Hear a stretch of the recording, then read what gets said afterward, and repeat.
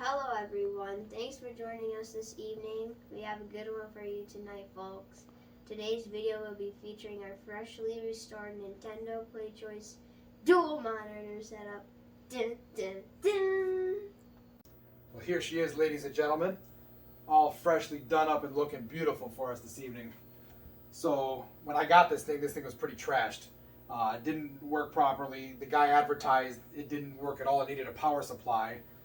That wasn't the case though. I did bring it home, and the top monitor did come on, but the bottom one looked like it was out of sync, and that's what it was. It was just kind of a garbled picture there.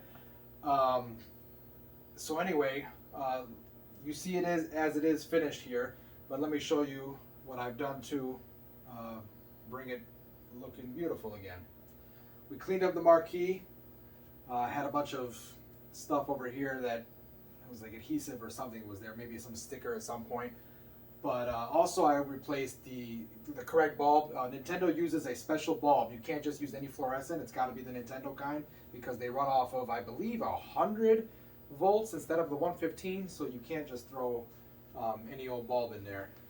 And the bulb starter. We changed the bulb starter as well as the bulb. Put fresh T-molding down the sides here, as you can see. I put glass here because usually the Playchoice cabinet does come with a two-piece real glass setup, but on ours it came with this right here. Now this is all foggy and it could be restored, but actually these here you would have found them on the Nintendo punch-out cabinets, the dedicated punch-out ones. They came with the one-piece black plexi, and the Playchoice came with the tinted glass. So I didn't want to go ahead and spend all these hours restoring this when I could have. When I found a bracket here I sourced online, and then I went to a glass shop and gave them the measurements for the glass, and I went with a dark gray tinted glass. So if you all are wondering if you guys want to do this on your own cabinets, it is the dark gray tinted glass. I had to go with 1/8 inch glass thickness because they did not have the 3/16, but it doesn't really matter. Once you get it in there, it's in there and it's not going anywhere. Brand new control panel overlay. The thing was pretty trashed. I'm gonna get a picture of the cabinet as it was the day I got it, so keep watching. You'll see how it looked before. Went on Mike's Arcade, I believe it was, that he has replica Nintendo buttons, damn near identical. You really have to have a trained eye or compare them side by side to even know the difference. But pressing on them, it's nearly identical, and as well as is how they look. So we had to put that, cleaned up the joysticks, re-lubricated them. We put a credit button. He had a credit button here before, but it was like a bright turquoise. You'll see in the photo I'll provide later on. It was a bright turquoise. It was too loud. It just kind of jumped out at you. Now, all my cabinets in here, if you watch my videos, all the cabinets in this arcade take quarters because I wanted to simulate the real arcade experience. Now, with this one, if I set this one for free play, because we were thinking about doing this one for free play. If you do free play on this one, what will happen is you don't get the attract mode screens like this. Now it's going through all the different cartridges that are in the game and showing you all the different games. Now if you leave it on free play, it's going to leave, I believe it leaves the bottom screen out and it only leaves the top screen on, and where you can do the game selections and whatnot. And I didn't want that. I wanted the attract modes. You still can put quarters, I was kind of going somewhere with the whole quarter bit, but I got off track here. But you still can put quarters, and it's fine, and I might actually end up doing that, but it was just easier in this instance just to tap the black button here and activate credits. But it still, yes, it still can take quarters. What else did I do? Many touch-ups. We did many touches on this cabinet. A lot of holes, and I filled in holes, painted, and just made it look a heck of a lot better. Now, as far as the internal work I did, the monitors, they desperately needed cap kits bad. I mean, they were shrunken pictures. And a lot of times on these Sanyos, when you have bad caps, the pictures will shrink. So basically, the top of this screen here would be down here, and we'd have to wait a good 10 minutes or so before it actually grew and filled up that screen. And it didn't fill it up. The top one didn't anyway. The bottom one did. So we got a new cap kit in this monitor, new cap kit in that monitor, and I recapped the original power supply as well. So we should be good for years to come on these, and it's a fantastic cabinet. Now, when I bought this, it did have 10 cartridges in it. But as you can see here, 7, 8, 9, and 10 are no longer. I did sell them. They were, the games I did sell were Fester's Quest, Pinbot, Tecmo Bowl, and Ninja Gaiden. Now, I had a buddy of mine give me a Mike Tyson's Punch-Out, and that's the game I really, really wanted for this, because if you're going to play an NES game, you got to have Mike Tyson's Punch-Out. So the games I did keep that came with this cabinet are Super Mario Brothers Original. Let's go back. I don't know what I did. Oh, hang on. Here we go. I had to activate a credit. Super Mario Brothers Original, Super Mario Brothers 3, Dr. Mario, which is a head-to-head. You know, you don't have to take turns playing. Excite Bike and Baseball. Baseball seems pretty cool.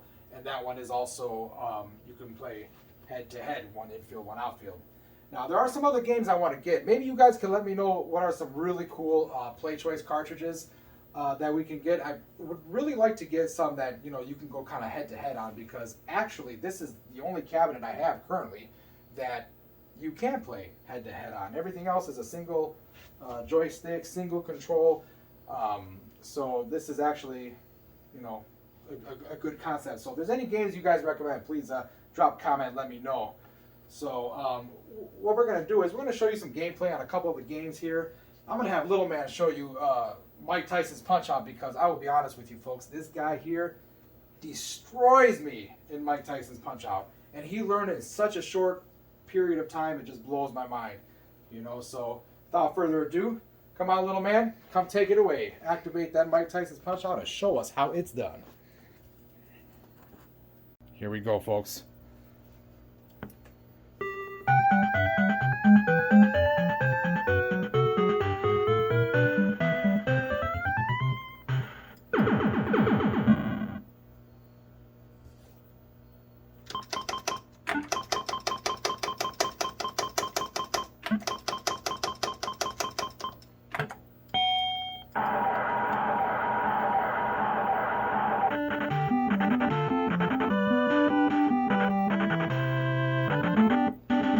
One thing I forgot to mention, I did do both audio boards as well for the cap kits.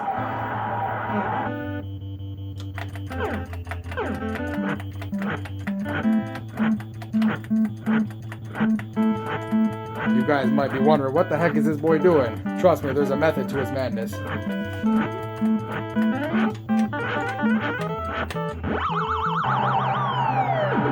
was trying to give him that knockdown blow.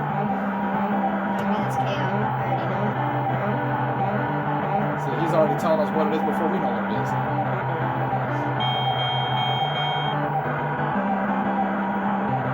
And he was right.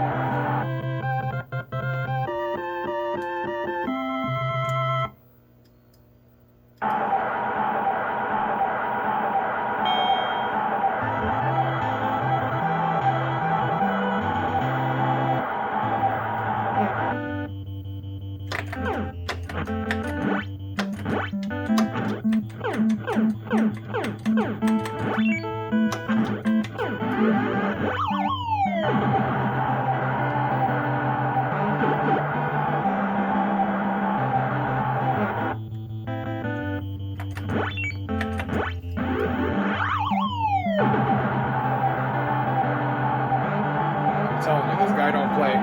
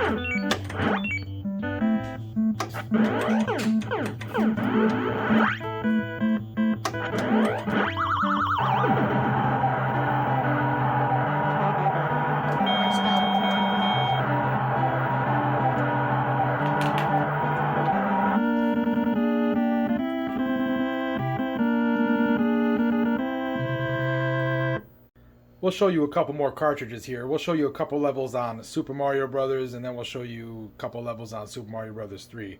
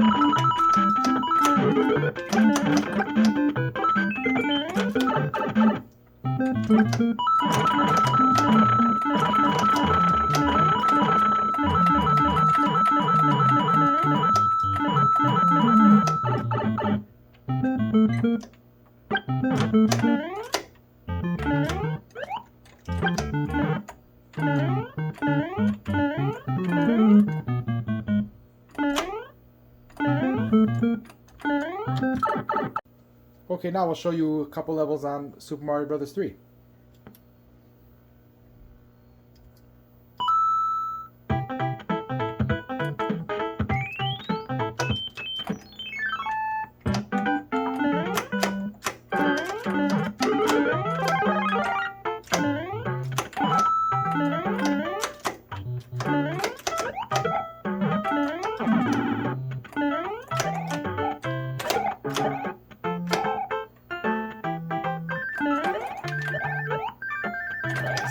That was cool. That was pretty cool.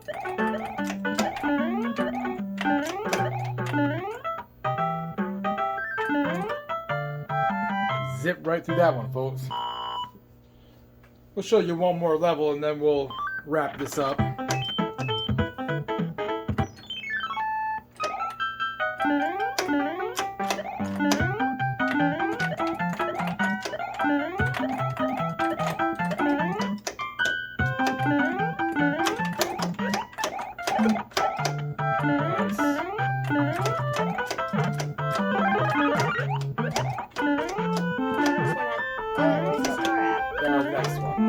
Third one.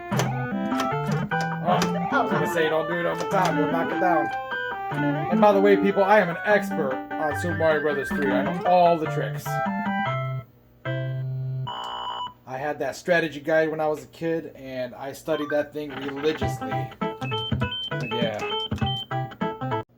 So there was some gameplay for everybody. Now I'm going to show you a photo of how it looked when we picked it up.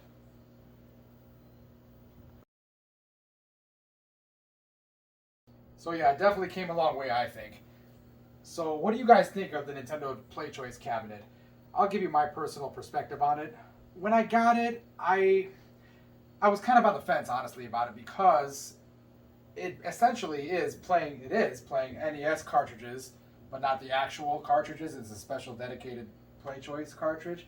It's the same game though that you play on the actual NES console on an arcade cabinet. And to me, it was kind of, I just felt it was kind of tacky, for lack of a better word.